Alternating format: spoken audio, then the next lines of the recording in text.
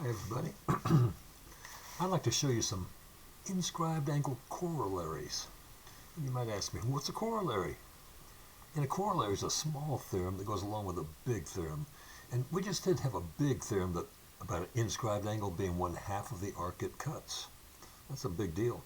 But here's some ideas that go along with that. Let's take a look at this first picture. I got this angle A and I got this angle B, and there are a couple of inscribed angles. And I'm curious about those measures and the relationship that they have. I'm not giving any numbers here, but if I did say I knew about arc CD, arc CD, let's say it was 70 degrees. What would be the measure of angle A? What would be the measure of angle B? They cut the same arc, don't they? And because the inscribed angles are 1/2 of the arc it cuts, I'd say that both of those angles would have to be 1/2 of 70. They'd have to be congruent, wouldn't they? Even if this weren't 70, still inscribed angles that cut the same arc are necessarily congruent. Let me throw in another one with it, just while I'm looking at that one. If I showed another angle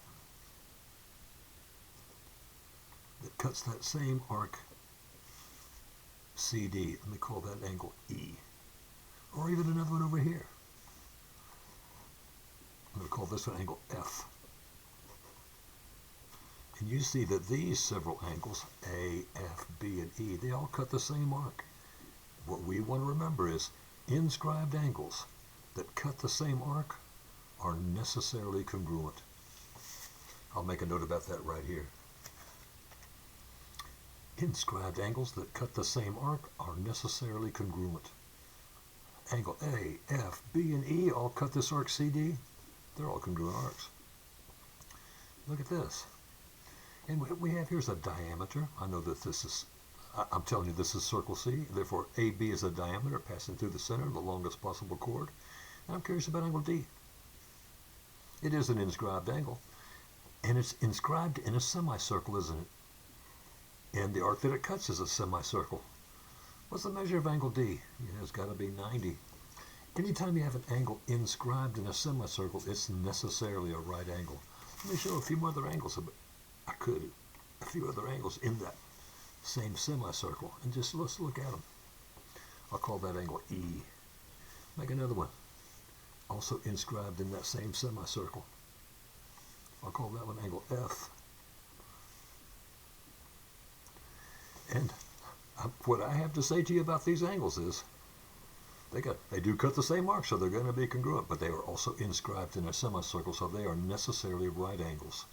And you can measure them any way you want to, but I'm thinking if that's a right angle on this corner of this paper, these are all 3 right angles as well. An angle inscribed in a semicircle is always a right angle. I should make a note about that right here as well. I scribbled here, an angle inscribed in a semicircle is a right angle. And you know, when we got a right angle, we get a chance to use the Pythagorean theorem, so that opens lots of doors that are interesting to me. Check this out. Here I got a couple of parallel lines intersecting the circle. They're not tangent to that circle. They're secant lines, aren't they? They're crossing that circle at a couple of points. But I just wonder what you think about this arc PS and this arc QR. They look like they're about the same size, huh? You figure that's true, that parallel lines cut congruent arcs? That those arcs would be congruent? If we were to show this segment from Q to S, that would give me a couple of inscribed angles, wouldn't it? Also, I know if these lines are parallel, those inscribed angles would have to be congruent. And this angle is 1/2 of this arc, PS, and this angle is 1/2 of that arc, QR. And since those two angles are congruent, let's say they're both 30 apiece, huh? They could have been both 30, for example. Then if this angle were 30, then this arc would have been 60, because an inscribed angle is 1/2 of the arc it cuts. And if this angle were congruent, also 30, then this arc would have been 60. It makes me think that these arcs are congruent. Anytime parallel lines intersect a circle, the alternate interior angles are congruent, and those would show me that the arcs that are between the parallel lines are necessarily congruent. Now, I don't want to go around thinking that this arc PQ is congruent to this arc SR. No, that's not necessarily so. But it is true that the arcs between the parallel lines are necessarily congruent. I ought to make a note about that also. I just scribbled parallel lines cut congruent arcs. These parallel lines didn't. That happens every time. Now let's look at this quadrilateral inscribed in a circle. Nothing special about it. It kind of looks trapezoidal, but I don't really know. Kind of looks like these sides might be parallel. But that's not what I want to talk about. I'm just curious about what's about the relationship between this angle A and this angle C. Those are opposite angles in this quadrilateral. What I know for sure, this angle A, if I wanted to know its measure, what arc does it cut? And it would cut this arc from B through C all the way to D. Well, what about this other angle? What arc does it cut? And it cuts the complement. Well, it cuts everything else that's left. That is, it cuts arc. Angle C cuts arc BAD. I can put in some numbers. Let's say that this arc over here was 200 degrees. Wouldn't this arc have to be 160 degrees? Because I expected those two arcs to add up to 360. And this angle is 1/2 of the arc that it cuts, so it had to be 100. What about this one? Well, that's 1/2 the arc it cuts also, so it would have to have been 80. And what I'm just looking at right here is these opposite angles of an inscribed quadrilateral. Whenever you got a quadrilateral shown in a figure, in a circle, the opposing angles are necessarily supplementary. I don't know about the arcs to show you this, but I can guarantee you that the angle at B and the angle at D would have also been supplementary. Not congruent. I'll make them have a different number of marks in there, but I know that opposite angles in an inscribed quadrilateral are necessarily supplementary. That's what I scribbled right here. Opposite angles of an inscribed quadrilateral are supplementary. Angle A and C, like angle B and D, would have been supplementary pairs. And then, just to illustrate this last axiom, I inscribed a regular octagon here. And I think I can find out all the things I want to find out about this regular octagon. And you could generalize to a hexagon, or an octagon, or a decagon, or any quadrilateral, any polygon that is regular and inscribed in a circle. Because it's an octagon, we know it has 8 sides. And these 8 chords all give us 8 congruent arcs. I wonder how big those arcs ought to be. There are 8 of them, and they add up to 360. So I can just do 360 divided by 8, and that would be 45 degrees of arc each. Arc AB would have been 45, and BC 45, CD is 45.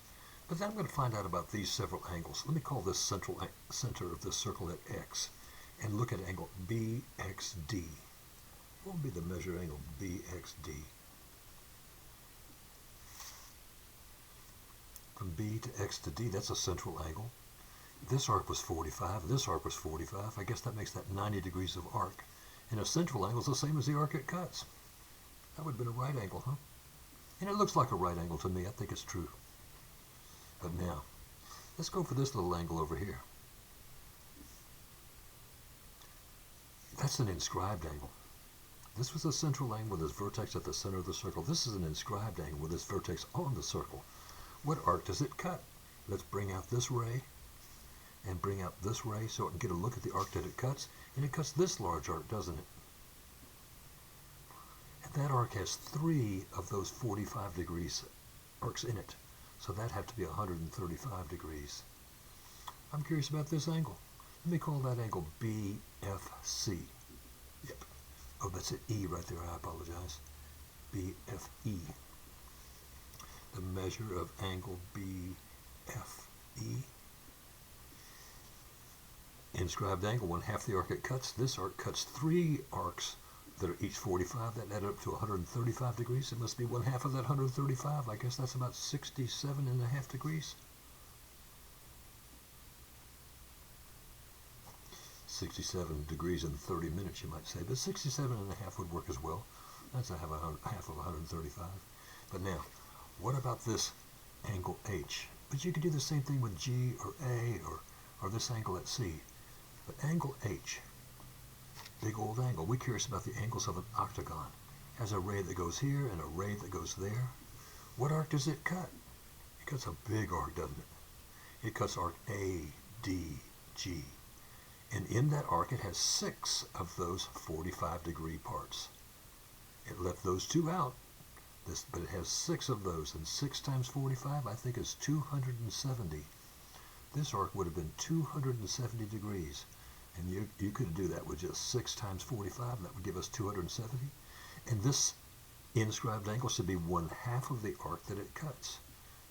And 1/2 of 270 makes that angle AHG. The measure of angle AHG ought to be 1/2 of 270. That'd be 135 degrees.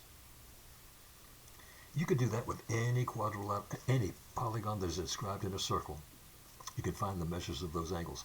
As long as it's a regular polygon inscribed in a circle, the arcs would all be congruent. You could find the measures of the arcs, since we know they add up to 360, and find the measure of all these angles that would cut those arcs. So give this a look and get that other assignment done, and I appreciate your work, guys.